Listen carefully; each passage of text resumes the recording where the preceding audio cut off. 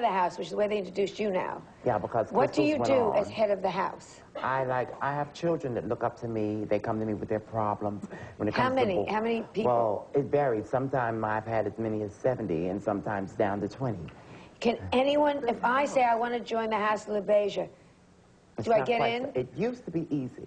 Yeah, but so it's really like a fraternity. Easy. So it's like yes, it's like a fraternity in a college. Now they want you to win. In other words, you have to go to the ball and make a statement. You've got to win a trophy, and then maybe they'll let you come into the house. Mm-hmm. So there's some houses that are better than other houses. Yeah, of course, like in life. Yeah, yeah. What about you, Willie? Are you part of a house? Well, in the mid-'80s, I had the House of Ninja formed. House of Ninja, yeah, right. I was the mother of that, and... how many people in the House of Ninja? Yeah, when we first started, it was only 10. Right. And then it progressed during a couple of years later. Then I started hitting career-wise, and I said, well, you can't have a part-time mother, so I kind of closed the house.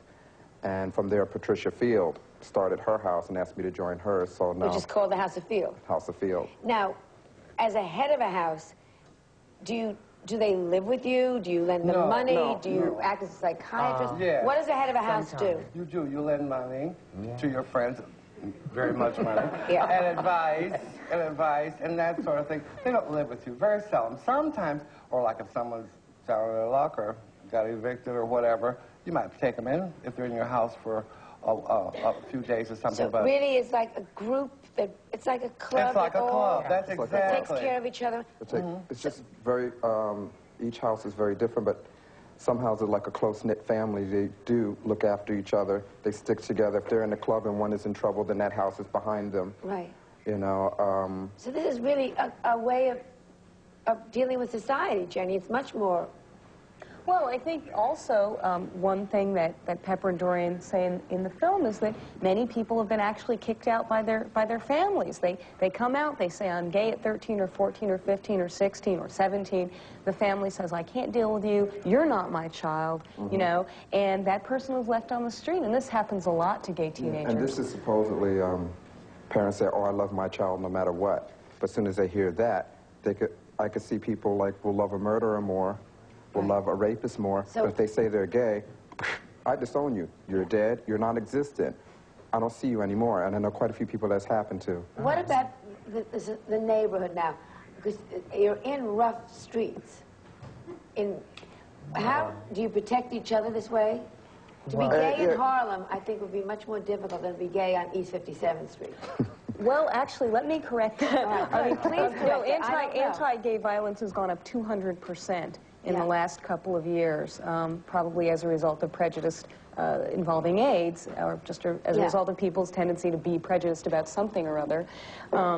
And I think actually that's not restricted to neighborhoods in Harlem. That happens a lot in the West Village because people go there to find gay people. I mean, it's dangerous everywhere in New York. I've told people in the past, they've always said, when they were, say, reading us, they would say, well, you guys that dress up in women's clothes, you're finding an easy way out. But they don't realize we have a harder time than the heterosexual man, because first of all, we have to deal with the fact that if you're a person of color, you have to deal with that. Then you have to deal with the fact that you want to be different. And when you go against the grain, the majority, they want to get you. Does so we have a harder count in the homosexual world? See, because I've never found... It does. All right, tell me. Like in any other world. Really? Really? Okay, you say, of course, because I've been so involved and I've never thought... When I first started getting into balls, when I first came to New York, because I came with a show and we settled in New York, and when I first went to the early balls, and outside of Phil Black's ball, which was up in Harlem, so that was the contrary rule. But the other balls, Pepper will tell you, like certain balls, I won't mention which one, but if you were of color, you weren't going to get in unless you knew someone or unless your color was very pale. You know, you just weren't going to get in. That's what started the balls uptown.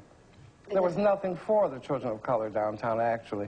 And then there was also nothing for anyone who wasn't going to wear feathers and beads. Yes, because this, to me, you two... Look like a ball, like what I've been to a lot of drag balls, and I've been to a lot of...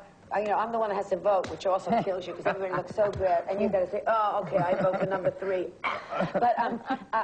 But when they said drag, And then I went and I saw people dressed as schoolgirls, trying to look like a schoolgirl. I found that so fascinating. That's because we became dinosaurs. Yeah. No one wants to spend the money or expense of making beaded gowns and buying feathers and going without other things to do all this madness.